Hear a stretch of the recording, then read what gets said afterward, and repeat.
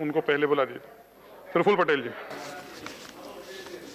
नहीं, धन्यवाद, आप सभी को धन्यवाद।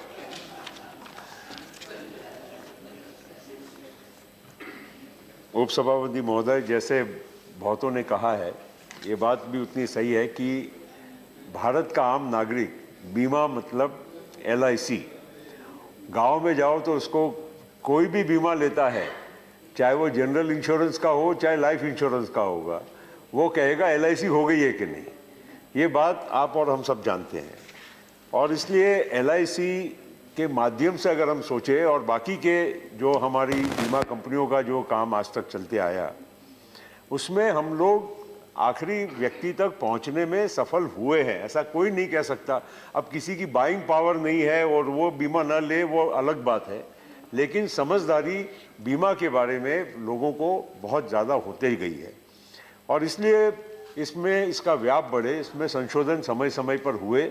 हम भी सरकार में थे, 26%, 49%, इस प्रकार से आपकी सरकार ने 49% किया।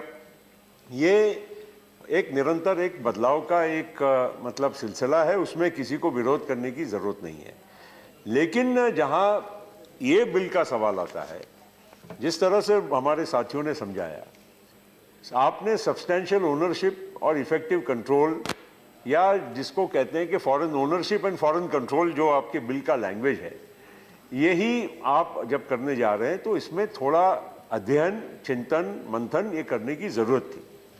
लेकिन अचानक अब आप लेकर आए हैं, अब उसके बारे में अब हम क्या बहस करें। आपके पास नंबर है, आपने यहाँ पर उचित समझा कि आज ही लाना है, पास करना है।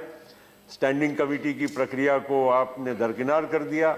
हम भी स्टैंडिंग कमेटी फाइनेंस में है, हमारे जैसे भी हम भी प्रगतिशील विचारधारा रखते हैं। ऐसा नहीं है कि आपने कुछ भी भेजा होता तो उसको सीधा हम दरकिनार कर देते, विरोध के लिए विरोध करने की बात करते। लेकिन खैर ठीक है, आपने उसको वैसा समझा, इसलिए अब उसके बारे में अब बहस करने का मतलब नहीं है।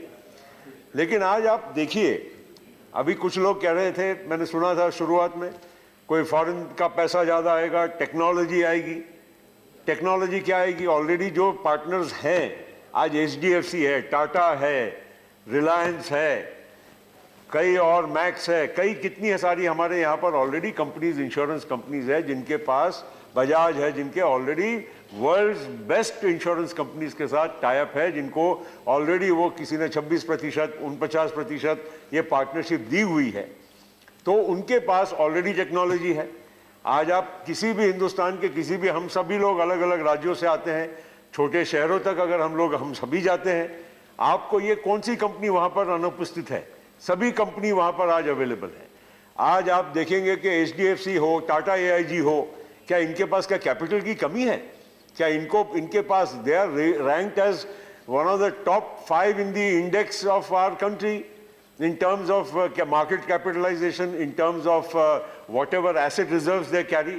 जब आज लाखों लाखों करोड़ों रुपए का इंश्योरेंस कंपनीज का व्यवहार आज हमारे देश में हो रहा है, तो कोई हमें बाहर से अधिक पैसा इससे मिलने वाला है या इसकी भी हमारी ज़रूरत है, ये मैं मानने को तैयार नहीं हूँ।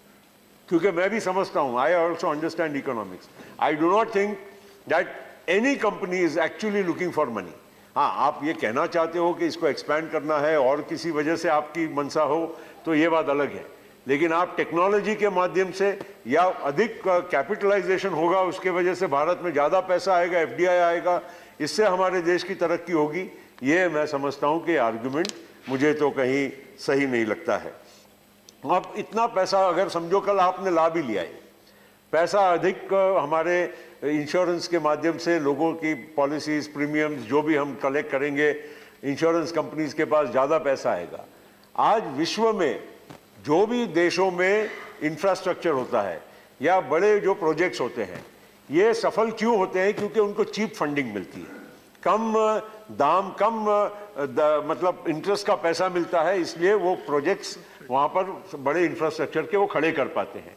क्या हमारे देश में आपने ये सोचा है कि अगर ये इंश्योरेंस कंपनीज के पास इतना प्रीमियम कलेक्ट होगा, इतना पैसा जो आएगा, ये किस तरह से उसका डिप्लॉयमेंट करेंगे, इसका कोई नियंत्रण, इसकी कोई आपने रूल्स रेगुलेशंस बनाए हैं जिससे ये अगर पैसा कल हमारे पास इन कंपनीज के माध्यम से आएगा तो ये पैसा किस तरह से उसका उपयोग होगा देश के विकास के लिए, देश के हित के लिए, ये इसके बारे में अभी हमने कोई स्पष्टीकरण हमको, क्योंकि अचानक ही बिल आया है, इस पर चर्चा हुई नहीं है, तो इसके बारे में हमें कुछ मालूम नहीं है। एक छोटी सी बात जाते जाते मैं इतना ही कहूँगा, समय हो रहा है इसलिए, कि आज जैसे किसानों को ऑलरेडी क्रॉप इंश्योरेंस जब पहले हमारी सरकारी बीमा कंपनियां करती थी तो क्लेम्स का सेटलमेंट तब का देखिए, और आज हम कई लोग जो किसानों की समस्याओं से अवगत है, पुरुषोत्तम भाई आप भी हैं, आज प्राइवेट बीमा कंपनी जो क्रॉप इंश्योरेंस करती है, आप उनका क्लेम सेटलमेंट रेट देखिए बनिस्बत जो पहले सरकारी कंपनियों का क्लेम सेटलमेंट होता था। आज आपको इस बारे में शिकायत मिलेगी, और अगर ये बाहर के लोग आ गए तो उनको ना हमारे गांव का ना रीत रिवाज मालूम होगा, ना हमारी सही परिस्थितियों के बारे में, वो केवल मुनाफे के बारे में सोचेंगे, और हमारे आज छोटे किसानों की जो आज समस्याएं हैं, जो आज ऑलरेडी मौजूद है, इसमें और वृद्धि हो सकती है। इसलिए मैं अंत में इतना ही कहूँगा कि ये जल्दबाजी में ये जो बिल है, इसको थोड़ा अध्ययन के लिए स्टैंडिंग कमेटी को आप भेजिए, हम सब लोग मिलकर, और अच्छे इसमें जो सुझाव होंगे देश के हित में, देश की उन्नति के, तरक्की के सुझाव होंगे, इसमें निश्चित हमारा भी आपको पूरा सहयोग मिलेगा, लेकिन ऐसी जल्दबाजी में आप न करें, ऐसी मैं आपको विनती करता हूं। थैंक यू प्रफुल्ल भाई। नाउ श्री अनिल देसाई जी।